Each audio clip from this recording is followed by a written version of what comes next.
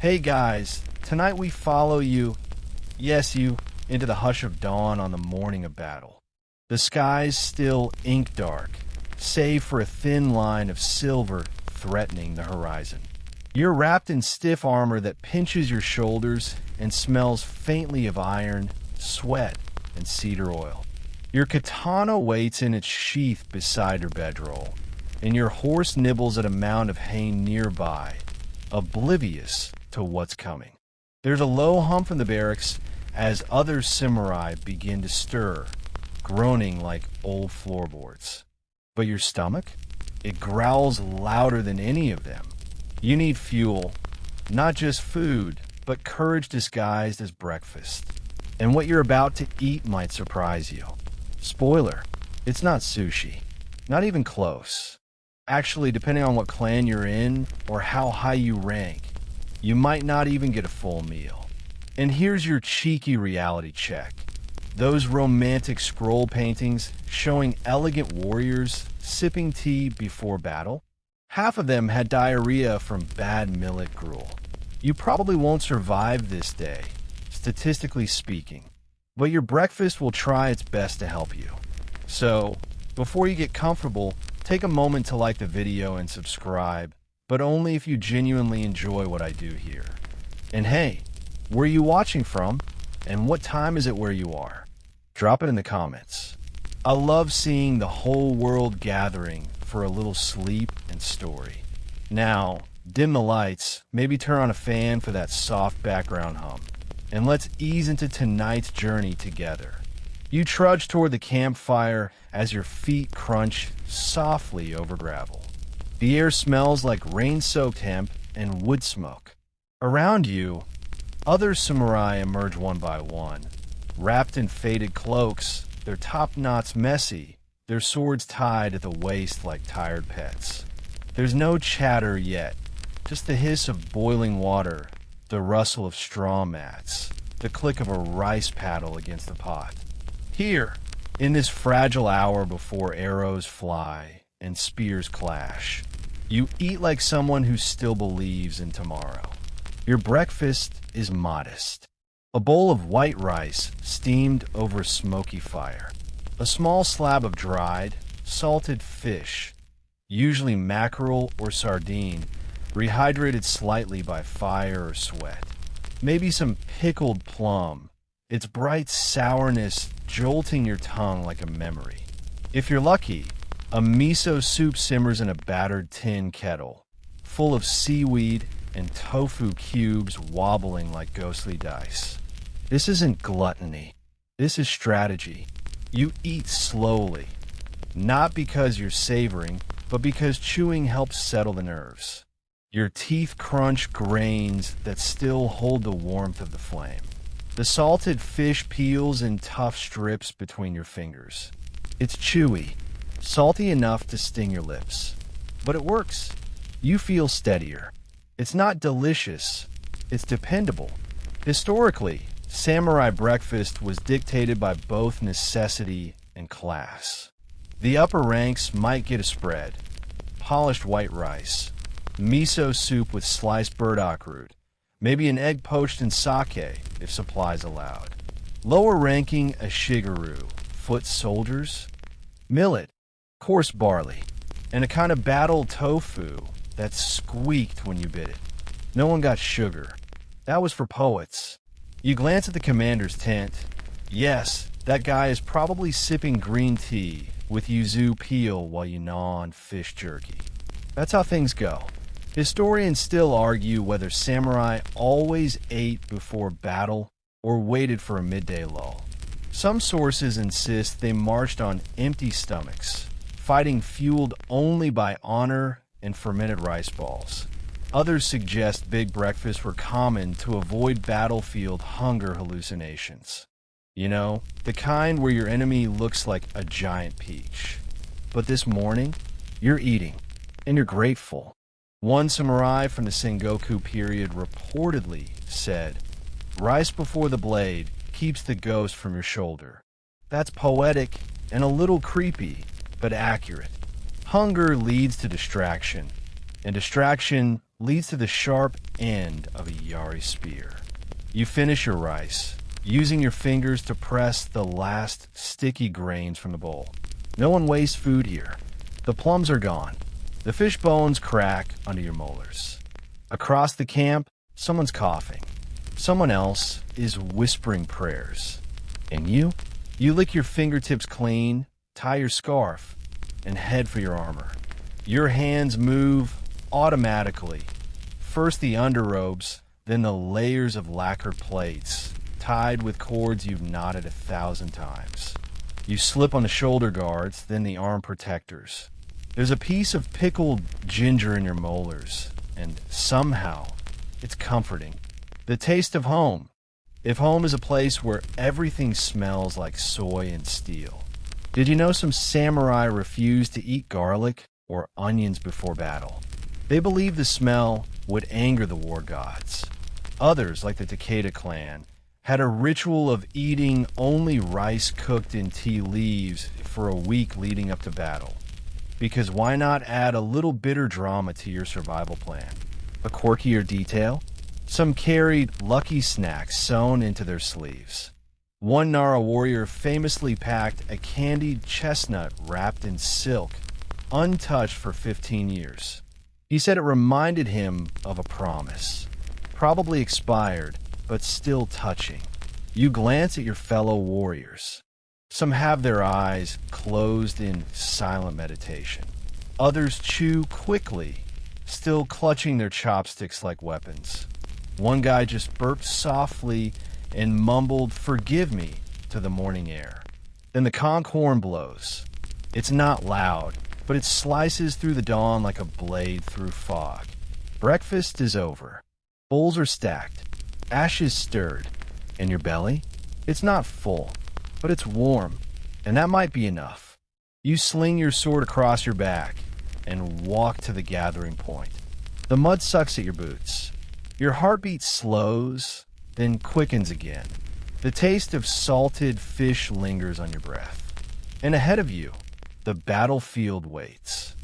You step through the outer corridor of the daimyo's castle, the soles of your straw sandals brushing over polished wooden floors.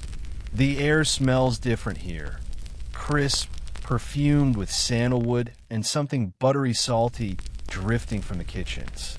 You've been summoned, not for combat, not yet. This is food business. You duck under a sliding door, and suddenly, you're inside the belly of the castle's culinary beast. The kitchen is huge, more like a wooden barn than a room. It's noisy with clanks, boiling pots, knife rhythms on cutting boards. There's smoke, too. Not the dark, choking kind, but the soft white haze of wood fires and steaming rice. Cooks bustle past you, head shaved at the crown, sleeves tucked high. Everyone's sweating. One guy's whisking a sauce, so fast his arm looks like it's vibrating. This is where the food magic happens, or rather, the food logistics. For the samurai class, what gets served the morning of a battle isn't just calories. It's a tightly choreographed culinary operation. You got hundreds, maybe thousands of warriors needing to eat, hydrate, and leave within the hour. No Uber Eats here. No microwaves. Just fire, knives, and pure hustle. You move closer to a long table covered with lacquered bowls, small clay pots, and dozens of rolled up bamboo, leaves tied shut with strips of vine. Each one is a ration packet, prepped the night before by castle cooks who know this drill like the back of their flour-dusted hands. Don't untie the leaves. The senior cook mutters at you without looking up. They'll dry out. Inside each bundle, rice balls mixed with sesame and salt, maybe tucked with dried fish or pickled daikon. They're called onigiri, and they're the ancient Japanese version of a protein bar, just with better texture. But you're not here for rations. You've been invited to observe what elite samurai might eat on the morning of war. That means walking through a second door into a smaller, quieter room. Ah, here it is. The air is cleaner. There are mats on the floor, paper walls softly glowing from morning light. A low table has already been set. 6 bowls, 3 dishes, and a single black lacquer tray with gold leaf accents.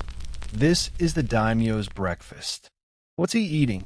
For starters, white rice, polished so smooth it shines like pearl. Next to it, miso soup with tiny slivers of tofu and green onion floating in a delicate spiral. There's tamagoyaki, sweet rolled egg, golden and soft. A small square of grilled ayu, river fish, on a ceramic dish. 2 slices of pickled cucumber shaped into tight curls. And a showstopper, a piece of wagyu beef seared with miso glaze, sizzling slightly even now. Don't get used to it. That's not your plate. Elite samurai, especially those in the daimyo's inner circle, had access to richer, more refined food. Part of that was practical. They could afford it. But part was symbolic. Food was status. If you ate like a lord, you were expected to fight like one. And here's your mainstream historical fact. Castle kitchens during the Sengoku period often employed entire hierarchies of chefs, including knife masters, miso fermenters, rice stewards, and even flavor testers whose sole job was to prevent poisoning. Yes, food tasters were real. If one collapsed mid-meal, well, good thing you waited. But let's get weirder. One lesser-known fringe detail. Some castles reportedly kept trained monkeys in the kitchens. Not to cook, that'd be cute, but to mimic human behaviors and test new foods. If the monkey got sick, recipe scrapped. Historians still debate whether this was widespread or the exaggerated record of a paranoid daimyo with trust issues. You lean on a wooden beam and listen to the clink of chopsticks in the next room. A junior retainer passes by, holding a tray of tea. He pauses, peers at you, then says, "They added shaved bonito to the soup today. Said it's lucky." Then he scurries off, muttering something about dried seaweed and digestive harmony. That's another thing. Every dish here has meaning. Cucumber symbolizes renewal. Egg, resilience. Miso, balance. The food before battle isn't just practical, it's psychological armor, even down to the rice. If it clumps too much, it's said to be an omen that your group will stick together and possibly die together. If it falls apart easily, some interpret that as scattering like cowards. It's the most intense carb-loading session you've ever witnessed. Historians still argue whether these symbolic meanings were truly taken seriously by all samurai, or just tacked on later by romantic writers trying to make lunch seem epic. But right now, in this moment, it feels epic. Every bite is deliberate. Every ingredient a whisper. A loud thud interrupts the serenity. A cook drops a pot in the main kitchen. Someone shouts. The illusion breaks. You're ushered out by a steward who bows stiffly. "Time to distribute," he says, already turning away. Outside, the courtyard is buzzing. Rows of foot soldiers line up for their bamboo packets. A few nobles carry their own small bentos wrapped in ornate silk furoshiki cloth. You take your own ration, heavier than it looks, and tuck it into the fold of your armor. Back in the kitchen, steam continues to rise. Fire crackles. Blades scrape cutting boards in rhythm. There's no time to clean, no time to rest. The castle cooks will keep prepping until the last man leaves. Then they'll break down the kitchen, extinguish the fires, and quietly wait to hear who never returns. You glance once more at the steaming pots, the endless rows of rolled rice balls, and the cold gleam of knives laid out like soldiers of their own. Then you step back into the courtyard. The daimyo's banner flaps in the wind. You smell fish oil. You hear the beat of hooves. And breakfast is officially over. You tighten the cord across your chest and feel the weight of the bento shift slightly inside your armor. It's still warm, barely, but you know it won't stay that way for long. Not with the miles of marching, the sun inching higher, and the constant rattling of gear and bodies.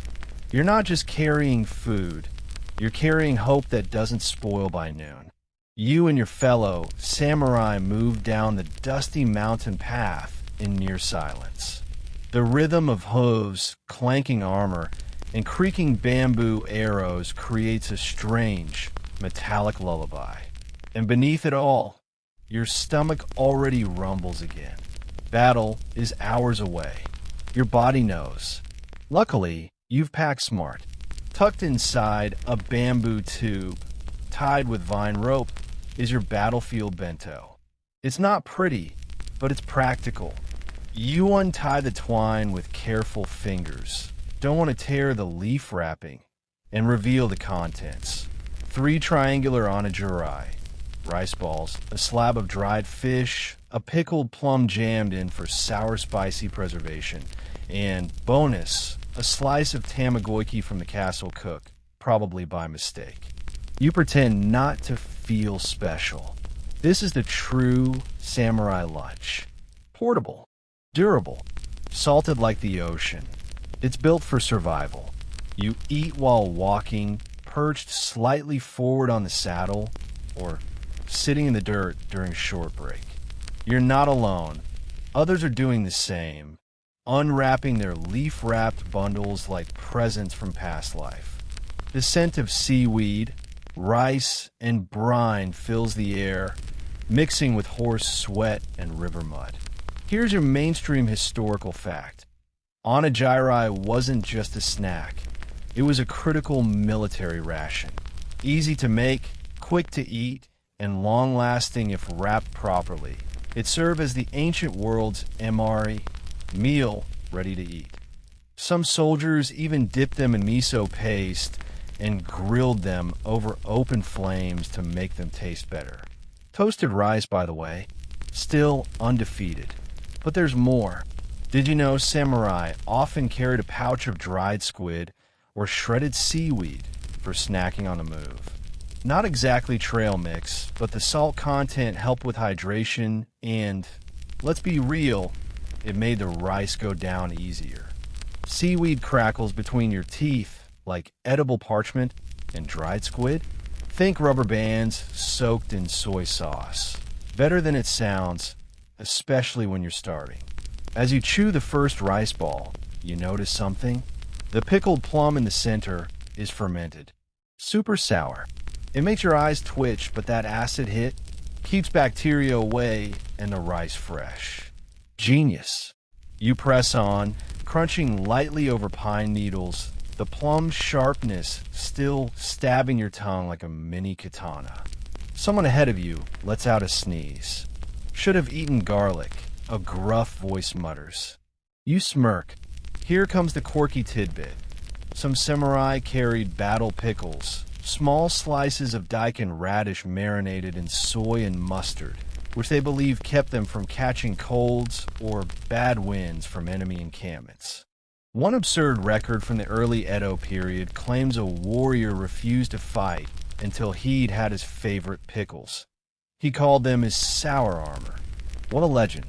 You finally get to rest in the shade of a low pine tree. The second rice ball comes out. This one's been singed at the edge, probably touched the hot pot wall while cooking. That char? It tastes like home. You look around. Some warriors are still eating, others whisper prayers. One guy tapped his rice ball on his helmet 3 times before eating it. A superstition? Probably. Food rituals sneak into the oddest corners of the day when you might die before dinner. Historians still argue whether samurai were allowed to eat during prolonged skirmishes or only in pre-designated breaks. Some war journals describe soldiers sneaking mouthfuls between volleys of arrows. Others insist meals were banned entirely once battle lines were drawn. The truth is likely a mix. Eat when you can, hide when you must, And if your fish is crunchy, check for shrapnel. You hear the sound of a distant taiko drum. Lunch ends. You wrap the remaining rice ball tightly and slip it back into the tube. That one's for later, if there is a later. The leaf gets folded and tucked inside your sleeve. Not for wastefulness, for respect. Even battlefield etiquette demands you don't litter rice wrappings. You mount up again. The path ahead is steep, and the forest swallows light in layers of green. The sounds of the march rise again, like the world's slowest, most stressful parade. As you ride, a memory surfaces. You remember your father handing you your first bento before a sparring match. He told you, "A warrior without food is a sword without a grip." Back then, you thought he meant it literally. Now, you feel the metaphor tighten around your chest like a second belt. A squad mate passes you some dried persimmon slices. Sweet, sticky, with that slightly leathery skin that clings to your teeth. You nod, accept one, chew slowly. The contrast hits hard, sunshine in a bite. The kind of thing you save for last, even if you don't believe in luck. But part of you does. Always has. You reach a hilltop, and below, the valley sprawls wide. Fields, rivers, enemy flags in the distance like red brushstrokes. You swallow the final bite and feel your stomach knot. Not from fear exactly, but anticipation. The food settles. The quiet deepens. And somewhere inside you, that warm bundle of rice and plum and tamago begins to do its real work. Not just feeding the body, but hardening the soul. You reach the valley floor by mid-afternoon, boots thick with mud and the scent of pine needles still clinging to your sleeves. The terrain has flattened out, but your legs still pulse with the memory of slopes, rocks, and horse hooves skittering down gravel. You're not winded, just aware of your body now, and aware of your gut. It growls again, like a loyal hound that knows it's time for round two. You untie the last of your bento from earlier, but even before the leaf comes loose, a question floats into your mind. What if you weren't you? What if, instead of marching for the Takeda clan, you rode with the date? Or hail from Satsuma, down south where everything smells like citrus and rebellion? Would your meal taste different? Spoiler, absolutely. You see, while samurai culture shared a lot of culinary staples, rice, pickled vegetables, dried fish, the specific contents of your pre-battle meal could vary wildly depending on geography, terrain, climate, and clan culture. Take Satsuma, for instance. Down in southern Kyushu, it's warm, fertile, and spicy, literally. Satsuma samurai often ate karasher rinkon, a lotus root stuffed with spicy mustard miso. It's crunchy, burns the sinuses, and looks like a weird biological diagram when sliced. But it's protein-packed, preserved beautifully, and keeps your nasal passages clear before war. A feature, not a bug. Now shift northeast to the snowy province of Ekigo under the Usuji clan. Winters here laugh at warmth. Before battle, warriors might eat kurizai, a bizarre yet hearty mix of finely chopped pickled greens, fermented soybeans, and barley. It's cold. It's sour. It smells like old gym socks. But it fills the belly and apparently, according to Usuji Kenshin himself, sharpens the soul. Bold claim from a man who used to fast before major fights. That's your mainstream historical fact for this round. Different regions cultivated specific battlefield foods based on what grew nearby and what their warriors believed gave them an edge. Some clans swore by dried chestnuts or mountain yams. Others soaked rice in herbal teas. One record describes warriors eating miso porridge spiked with ginger before charging into a snowstorm. Ginger in armor. That's commitment. You sit on a flat rock now, chewing through that last onigiri, but your mind keeps traveling. You imagine you're in Kaga, where the Maeda clan rules. They're refined, artistic. Your bento would probably come with a pressed flower or two, maybe a neatly shaved radish shaped like a crane. Too pretty to eat. You'd eat anyway. Or maybe you're in the thick forests of Owari, riding with Nobunaga's troops. Efficiency over elegance. There, your food might be a slapdash rice block, and whatever jerky could survive a siege. Speed matters. Nobunaga didn't waste time on garnish. Then there's the Mori clan, naval warriors from Western Honshu. Their bentos often included dried sea bream or eel, grilled over flat stones and stuffed into bamboo tubes. Salty, fishy, and weirdly energizing. Some swore eel gave them fighting spirit. Others just liked the texture. Historians still argue whether the regional diversity of samurai food was more cultural pride or tactical necessity.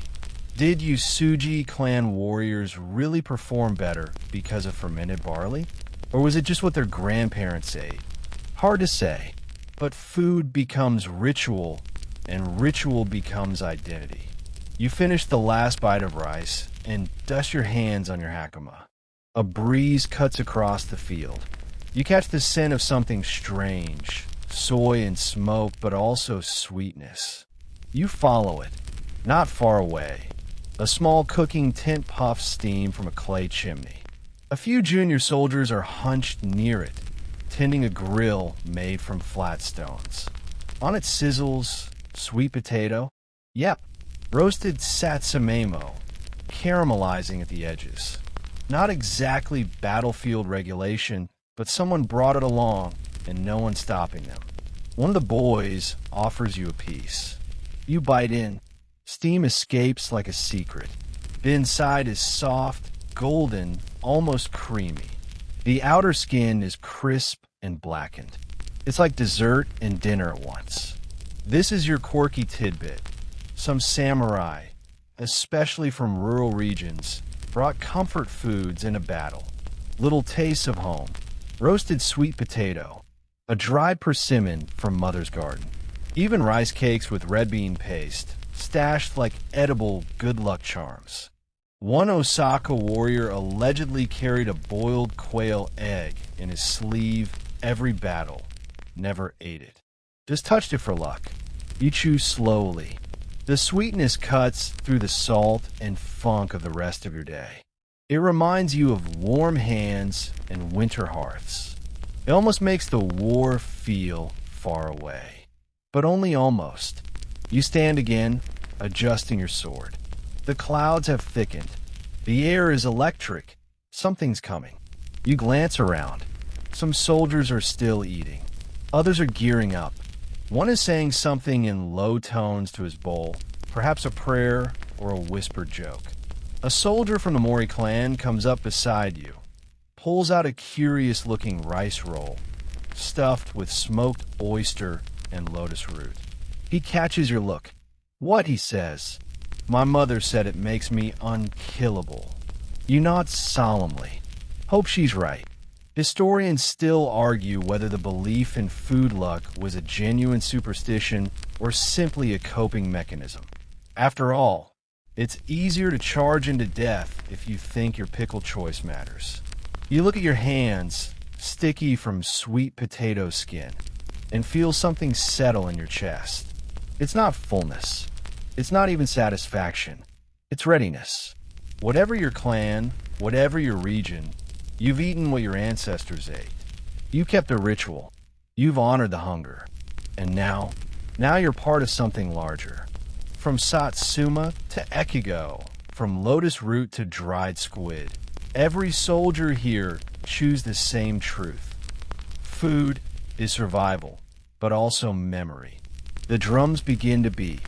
You toss the last sliver of sweet potato into your mouth, draw your blade an inch from its sheath, and exhale slowly. The flavor of roasted sugar lingers on your tongue. You kneel beside a stream now, cupping water into your hands, letting it splash over your face. The cold bites, but it's refreshing. Your fingers are sticky. From the sweet potato? Maybe. Or maybe it's the miso. Yeah, definitely miso. You smell it before you even see it. Someone behind you's unpacking a little lacquered bowl, still warm. You glance over and catch the sight of steam curling from a tightly sealed clay thermos, a minor miracle of battlefield engineering. He opens the lid, and boom, there it is. That unmistakable, earthy, salty, funky scent of miso soup. You wouldn't expect something fermented to feel so healing, but it does. Welcome to the secret weapon of samurai sustenance. Fermentation. You've been eating it all along, of course. The pickled plum, the soy slick seaweed, the natto some brave warrior somewhere dared to eat raw on horseback. And now miso, the liquid gold of the battlefield. Let's get something straight. This stuff isn't just soup. It's the immune system of a nation. Your mainstream historical fact?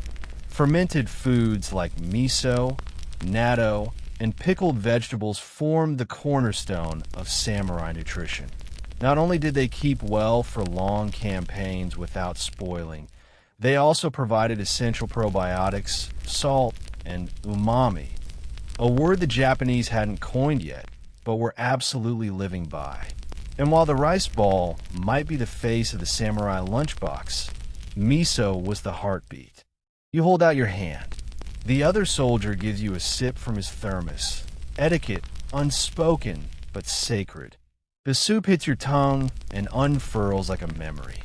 Salty, deep, alive somehow. It's been made from fermented soybeans, aged in giant cedar barrels, some of which have been used for generations. You can taste the wood, the years, the effort. A soft chunk of tofu wobbles in the broth like a drunk sailor. Seaweed floats by like a shipwrecked scroll. You whisper, "Bless whoever cooked this." The soldier nods solemnly. "My aunt." And now for your quirky tidbit. Miso wasn't just food, it was medicine, currency, and occasionally war paint. Some samurai reportedly smeared thick miso paste on small wounds to prevent infection. One lord even gifted barrels of premium red miso to a neighboring clan as a peace offering. That's how you know it mattered. You hand back the thermos and wipe your lips with your sleeve. There's a thin film of salt on your mouth that somehow tastes like courage. Nearby, a retainer is crushing soybeans with a flat stone. Another is drying thin slices of daikon on a hemp net. They're preserving future meals for tomorrow's battlefield or the next week's funeral rites. Everything is designed to last. Even the natto. Yes, natto. The black sheep of the fermented family. Made from soybeans wrapped in rice straw and left to ferment until they develop a sticky, slimy, stringy texture that looks frankly alarming. You tried it once. Just once. The strings stick to your chin like spider webs. The taste? Like fermented socks dipped in peanut butter. And yet, people swear by it. One theory claims that natto kept foot soldiers regular during long campaigns. Another suggests it helped prevent scurvy due to trace amounts of vitamin C. A few clans treated it like a breakfast rite of passage. Eat your slime, earn your sword. Historians still argue whether natto was widely consumed by elite warriors or just a staple among poorer ranks.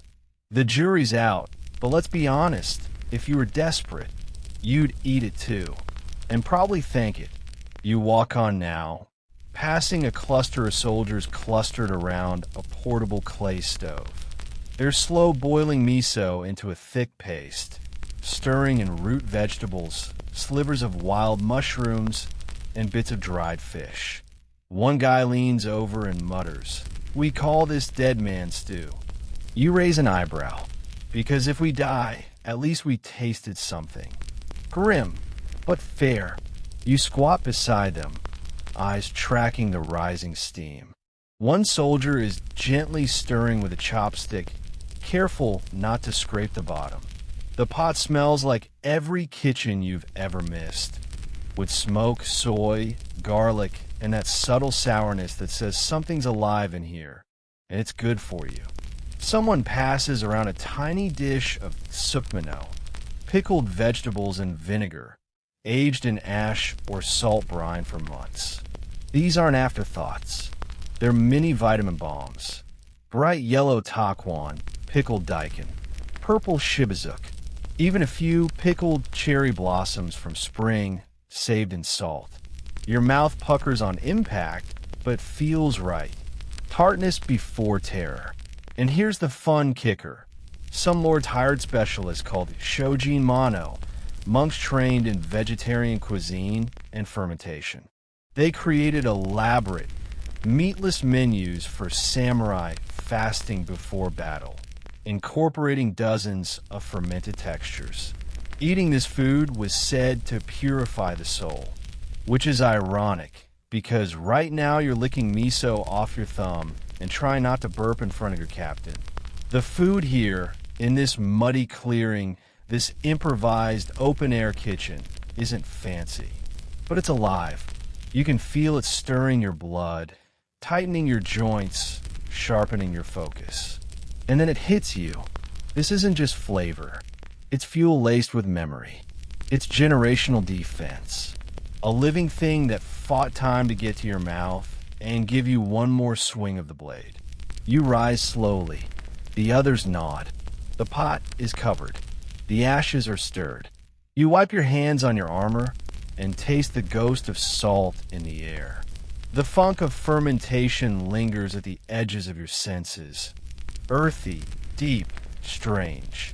Familiar. You feel stronger now. Not because you're full, but because you've just eaten what every ancestor before you trusted when nothing else could be trusted. The sky darkens. The horn sounds again.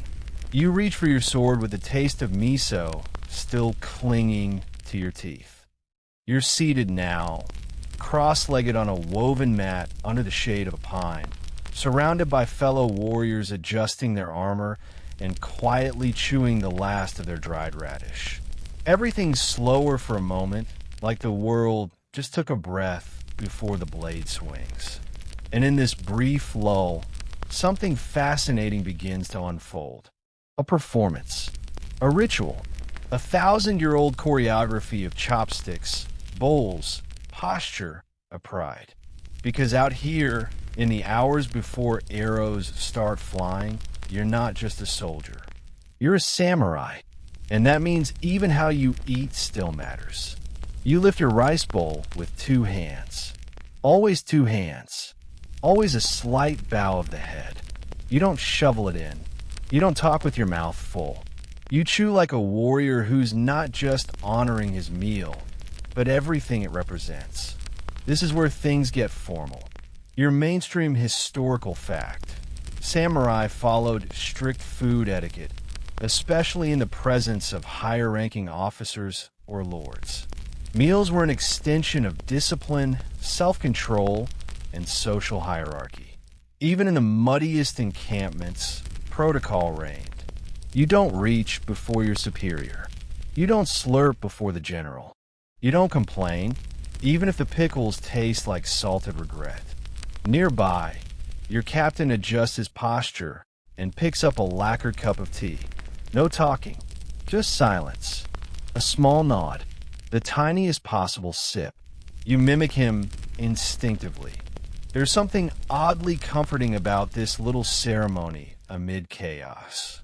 Like pretending for a second that the world isn't on fire. But don't be fooled. This isn't about manners for manners' sake. It's about power. In fact, who gets served first and how much is its own language. At the very top, the daimyo or general receives the freshest fish, the best rice, and often personal dishes hand-prepared by his chef or wife. Below him, Trusted retainers, advisors, elite bodyguards. They get decent bowls, maybe a shared side dish. And way down the line, you. Still, you eat with dignity, even if your bowl is chipped and the rice a bit overcooked. Because your attitude about the food says more about your rank than your armor ever could. Now for the quirky detail. Some commanders staged elaborate pre-battle meals as psychological warfare. Tokugawa Ieyasu famously invited rival commanders to dine before battle during peace negotiations, serving them carefully chosen dishes, while silently counting how many times they reached for seconds. If they overate, weak. If they didn't touch the food, suspicious. If they ate calmly, with restraint, dangerous. You pick up your miso bowl now, 2 fingers underneath, thumb on the rim. You tilt it forward, not sideways. The tofu slides into your mouth without effort. No slurping. Not yet. But one guy next to you does. Loudly. You hear 3 heads swivel toward him. The unspoken gasp of a code violated. He shrinks visibly. The general glances his way and says nothing. That silence is louder than any reprimand. Here's the thing. The samurai didn't just fight with swords, they fought with presence. Meals were proof you could command yourself before commanding others. Historians still argue whether battlefield etiquette actually held up under pressure. Did samurai always obey the rituals in the thick of war? Or did discipline dissolve in real combat chaos? Some say the protocol broke down entirely during prolonged sieges. Others claim high-ranking samurai died with their bowls still perfectly placed. You suspect both are true. Sometimes tradition breaks. Sometimes it becomes the last thing holding you together. You reach for your chopsticks again and pause. There it is. The wrong end is facing forward. Disrespectful, especially if someone higher ranking is watching. You rotate them slowly, subtly, then grip them properly, one between thumb and middle finger, other resting just above the index. This is your last proper meal before combat. And somehow, the fact that you're still worried about chopstick angles makes it feel real. Now comes the part you didn't expect. Your commanding officer places a small tray in front of you. On it, a modest rice ball, a curled slice of tamagoyaki, and one shiny, dark umebashi pickled plum. A peace offering? A morale booster? You nod in gratitude. He says nothing, just returns to his tea. This kind of gesture doesn't happen often. You've proven yourself. Or maybe you just looked hungry. You eat slowly, deliberately. The salt from the plum puckers your mouth again, like earlier. But this time, it doesn't surprise you. It grounds you. And then, suddenly, you're done. The bowls are empty. No one speaks. Each man carefully stacks his dish, wipes his hands on cloth, places his chopsticks back into their wrapper, tipped first, tied with string. Even here, in the field, that final motion matters. Everything has a place. Everything returns to order. You think about a saying you once heard from an old retainer in your father's house. Rice shows the path. Pickles teach patience. Soup demands presence. If you can master these, the sword is merely a formality. At the time, you rolled your eyes. Now, it feels strangely correct. The meal is over, but the ritual continues. You bow slightly to the tray. You stand. You breathe. And all around you, the same quiet echo. Chopsticks clicking together. Cloths folding. Men rising. You're no longer a hungry warrior. You're a sharpened instrument. A still flame. The air thickens. The crows circle. And somewhere beyond the trees, the sky waits to crack open. The ground beneath your sandals starts to feel different. Less like earth, more like a drum head stretched too tight. Every step thumps in your bones. Something's about to snap. You're not there yet, but the line is close. You can hear it. The whinnies of war horses, the murmur of orders, the metallic cough of men testing their blades. And over it all, quietly, persistently, someone nearby is eating again. You glance sideways. Yep, one of the archers has pulled out a folded leaf packet and is nibbling what looks suspiciously like dried eel skin. Another guy's stuffing something crunchy into his mouth with unashamed glee. You smell sesame, soy, maybe even cinnamon. It hits you. This is the weird part of the menu. You've made it through rice and soup and etiquette. Now comes the superstition buffet. These are the strange cravings, the lucky snacks, the half-mystical, half-moldy foods that don't show up in textbooks but make perfect sense when you might die within the hour. Let's start with eel. Grilled eel, onegi, is said to give strength, especially in summer battles. Rich in protein, oily in texture, and packed with something samurai just called heat. Not literal heat, spirit, energy, a fire in your gut. It's food you eat when you need to punch a bear and then win a poetry contest. You probably won't punch a bear today, but it's nice to feel ready. Next comes dried persimmon. Sweet, leathery, with just enough chew to make you feel like you're eating on purpose. Some warriors believed it brought clarity. Others used a string to tie lucky charms around their armor. You once saw a guy knot one onto his sword hilt. Claimed it whispered to him. Probably just low blood sugar. Then there's katsuobushi, shaved bonito flakes, dried harder than fate, and weirdly spiritual. One retainer sprinkles a pinch into his water flask and swears it makes him faster. Like drinking wind, he says. You try not to laugh. He's outranked you. Your mainstream historical fact.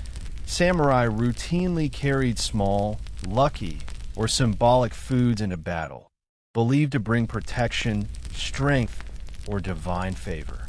Sometimes it was a personal recipe. Sometimes it was clan-specific. Often it was just an excuse to carry a snack. A soldier nearby unwraps something wrapped in silk. You squint. Oh no, that's tiger. Dried tiger flesh, probably black market, and probably not tiger at all. But still, it's been soaked in rice wine, sliced thin, dried to leather, and carried in a sachet like a saint's toe bone. He eats it reverently. You raise an eyebrow. He shrugs. For bravery, he says. There's always one guy like that. Here's your quirky tidbit. Some warriors believed eating parts of powerful animals would transfer their traits. Dried boar for stubbornness. Hawk meat for sharp sight. In one infamous case, a warlord attempted to smuggle bear gallbladder into his retainers' meals, thinking it would make them more aggressive. They mostly just vomited, and yet the logic persists. Even now, one of your comrades pulls out a tiny clay jar, uncorks it, and dabs a brown paste behind his ears. You ask, fermented miso with sake and plum. My aunt's recipe keeps bad spirits away. You smile. Of course it does. These rituals aren't just eccentric, they're anchors. Tiny, edible charms against the enormous unknown. And let's face it, when your life hangs by the silk thread of a bowstring, any edge is better than none. Historians still argue whether these food superstitions were widely practiced or mostly personal oddities. The written records are inconsistent, and many stories come from oral tradition. But dig deep enough and you find the patterns. Dried things, pickled things, weird things tied in cloth. Every bite carried a prayer. One particularly odd tradition you remember involved machi, rice cakes pounded until they're chewy and dense. Some clans colored theirs with herbs or powdered ash, believing certain hues brought different energies. black mochi for invisibility, red mochi for rage, white mochi for purity. You've tasted all three. They all taste like regret. Another soldier pulls out a skewer. 3 small dumplings brushed with sweet soy. Not exactly combat fuel, but he pops one in his mouth and grins. For victory, he mumbles with a full mouth. You guess it's hard to argue with happiness. You reach into your own pack, half expecting something dull. But tucked deep in the folds of your gear, you find it. A tiny rice cracker, folded in wax paper, tied with red thread. You forgot it was there, from your sister, before you left. She said, "Don't eat it unless you're scared." You hold in your palm. You're not scared. Not yet. But you break it in half anyway, and chew slowly. Salty. Sweet. A hint of ginger. A weird crunch of dried kelp. It tastes like someone worrying over you. And somehow, that settles your breath. Around you, the strange meal continues. A man chants while eating pickled burdock root. Another throws a pinch of sesame into the wind. One guy just eats half a peach, then buries the pit in the dirt. Ritual, instinct, nonsense, it all blends together now, a blur of chewing and whispering and hoping. You lick the last of the cracker dust from your fingers, eyes locked on the field beyond. The enemy is moving. Flags rise like crows. Spears glitter. Banners snap. Your gut tightens, not from fear but from weight. You are full, not just of food, but of story, symbol, spice, and superstition. You are fed by centuries. You draw your blade, the hilt still warm from your body, and you move forward. The dust is rising now, not in clumps, but in delicate waves, as if the ground itself is exhaling. Every step is muffled by the beat of feet, hooves, and drums, and you are in it. Not behind it, not watching from a hill. In it. The enemy banners are visible now, reds and whites, and unfamiliar crests, flapping like warning flags on the edge of reason. Spears shimmer, armor clinks, arrows notch, and deep inside you, under the steel and silk and anticipation, something unexpected happens. Your stomach growls. Again, seriously? You just ate pickled courage and ghost crackers. You drank fermented soup older than some castles. Your body is braced for blood, and still, it wants a snack. This is the part no one prepares you for. Battle takes time. Sometimes hours. Sometimes days. Sometimes you march all morning, fight all afternoon, and spend the night belly first in mud, trying to remember the taste of salt. You grip your hilt tighter and glance sideways. Others feel it too. You spot a younger warrior trying, very discreetly, to chew on a bit of dried yam, the corner of it poking from his cheek like a secret. Another, to your left, sips from a gourd tucked beneath his breastplate. Tea, maybe, or rice wine. You consider your options. Then you remember the emergency pouch. Tied to your belt, tucked behind the sore knot, is a small bundle. Not ceremonial, not ritual, just practical. This is your last resort fuel. Roasted rice kernels mixed with sesame seeds, maybe a bit of sugar. Gamashio koshi. Crunchy, smoky, energizing. You open it carefully, pretending to adjust your armor. And oh, it tastes like thunder. Here's your mainstream historical fact. Samurai often carried compact emergency rations in a battle known as kanshoku, dried rice, roasted grains, even powdered foods. Meant to be eaten on the move, these were the last bit of planned survival. Unwrapping them felt like whispering, "I plan to make it through." The gamashio warms your throat. The sesame oil leaves a sheen on your lips. The crunch rings in your ears like a little bell. This is not a feast. This is defiance in a mouthful. And now, the wind shifts. The horns blast, and the moment opens like a wound.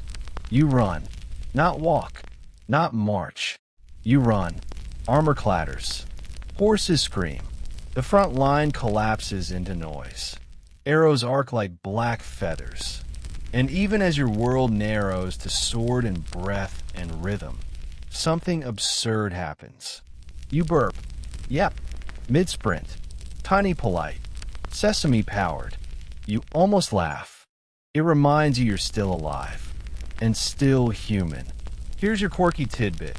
Some samurai believe the first sound their body made after eating, asterisk a sneeze, a burp, even a hiccup asterisk, was a signal from the gods.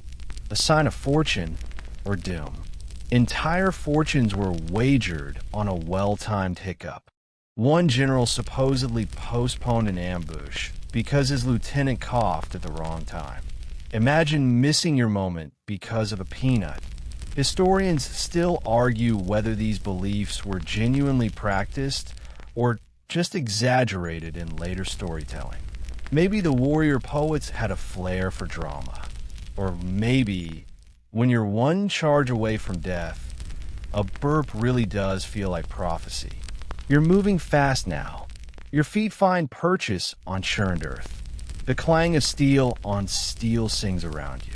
You parry, duck, twist. Your movements feel lighter than they should. Your mind sharper, not because of adrenaline alone, but because you ate. You prepared. That miso wasn't just soup. That rice ball wasn't just lunch. It was a map, backward and forward. A reminder of where you came from and what you still want to return to.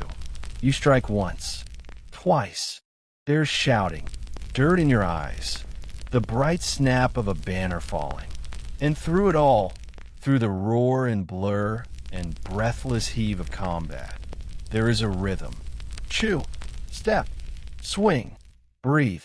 You are a warrior, but also a son, a brother, a former child who once spilled rice on a kitchen floor and cried about it.